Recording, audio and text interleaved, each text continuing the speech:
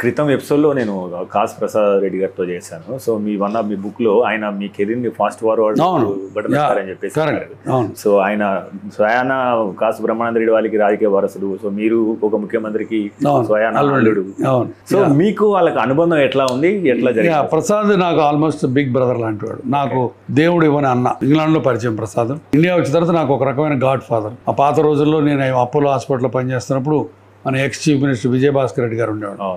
ఆయన మోకాళ్ళు నేను ఆపరేట్ చేశాను. అప్పుడు ఉన్న వాళ్ళందరిలో నేను జూనియర్. బట్ ఆయన నా దగ్గరికి వచ్చి ఎందుకు చేయించుకున్నానంటే ప్రసాద్ రెడ్డి గారు నా గురించి అంత గొప్పగా ఆయనకి టామ్ వేశాడు. వీడు ఇంగ్లాండ్ నుంచి వచ్చాడు, చాలా గొప్ప డాక్టర్ అయితే అని. ఆయన నమ్మి నా దగ్గరికి వచ్చాడు. అదృష్టం బాగుండేది, బాగా జరిగిపోయింది. అది నా ప్రాక్టీస్లో ఒక పెద్ద మలుపు. అంతే కదా, ఒక చీఫ్ మినిస్టర్ గారికి మోకాళ్ళు ఆపరేట్ చేయడం అందరికీ తెలిసింది. నా ప్రాక్టీస్ పెరిగింది. అది ప్రసాద్ రెడ్డికి నేను చేతులెత్తి దండం పెట్టుకుంటాను ప్రతిసారి.